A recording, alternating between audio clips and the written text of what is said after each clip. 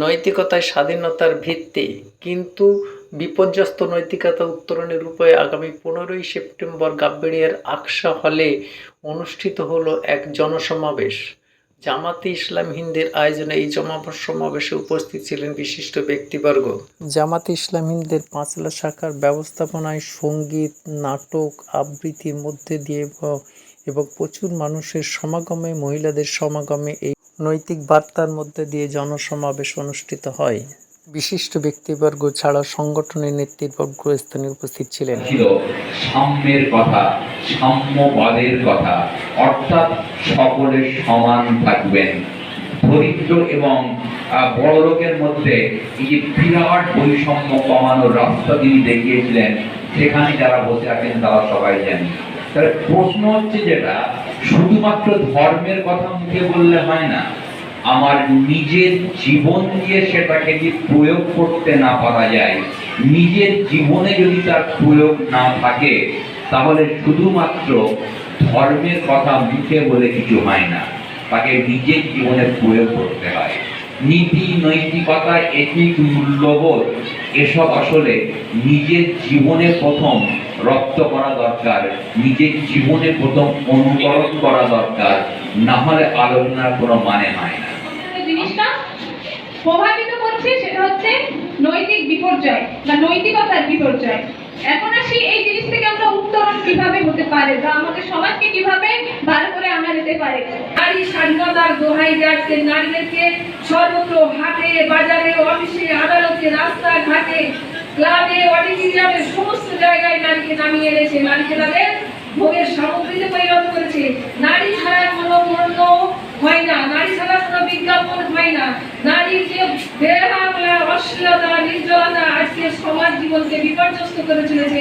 আজকের নৈতিক বিপর্যয়, অবক্ষয়ের মুখে আমাদের পারিবারিক সমাজ, আমাদের দাম্পত্য সমাজ, আমাদের সামাজিক সমাজ, আমাদের অর্থনৈতিক সমাজ, আমাদের রাষ্ট্রীয় সমাজ।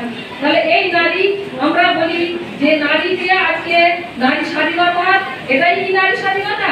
নারীকে ভোগে পরিণত করা।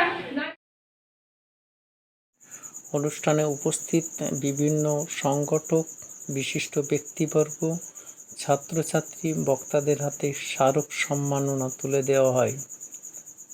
আয়োজনে সহযোগীদের সারা ভারতবর্ষব্যাপী জামাতে ইসলামী হিন্দের মহিলা বিভাগের মাধ্যমে নৈতিকতাই স্বাধীনতার ভিত্তি এই সংগ্রামে প্রচার অভিযান চালাচ্ছে। পুরো সেপ্টেম্বর মাস ব্যাপী চলবে। আমরা সকলে লক্ষ্য করছি, আপনারা লক্ষ্য করছেন যে হারে আপনার নারীর শ্লীলতাহানি হচ্ছে, রেপ কেস বাড়ছে, ধর্ষণ বাড়ছে, তো এটা আমাদের সমাজের মধ্যে সামাজিক অবক্ষয়কে দ্রুত হারে বাড়ানো হচ্ছে।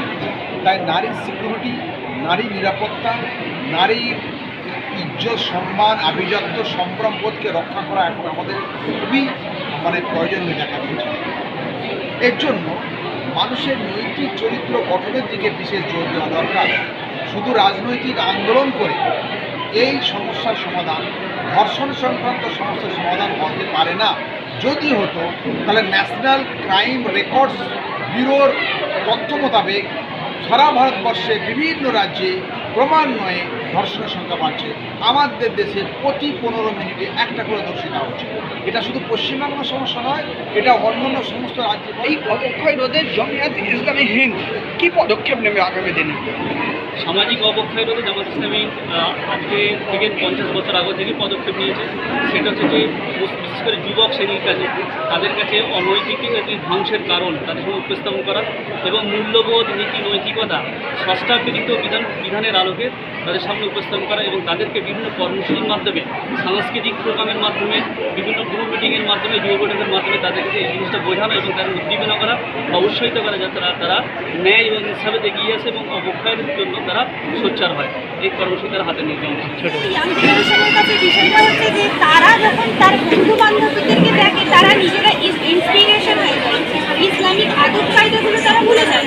ভুলে গিয়ে তারা কি করে যে জাহেলিয়াতের যুগে যেরকম সাজসজ্জা ছিল, নিজেদের পর্দা ছেড়ে দিয়ে, তারপর নানান ধরনের যেরকম জামা এখন হচ্ছে গাউন বলুন, জিন্স বলুন, তারপরে নিজেদেরকে তার মধ্যে ভরে আল্লাহ রাব্বুল আলামিন বলেছিলেন যে নারী হচ্ছে শিশির খালা প্রাচীরের মতো। কিন্তু আমরা এখন এমনই আচরণ করি যে আমাদের আচরণে আমরা নিজেদের ইসলামকে রিপ্রেজেন্ট করতে পারি না। সেখানে আমাদের বিষয় হচ্ছে যে আমরা নীতি নৈতিকতা মূল্যবোধ ফেলে রেখে আমরা তাদের সাথে জাহিলিয়াত যুগের মতো নিজেদেরকে উপস্থাপন করছি। তারা যেন নিজেদের নীতি নৈতিকতাকে সামনে রেখে নিজেদেরকে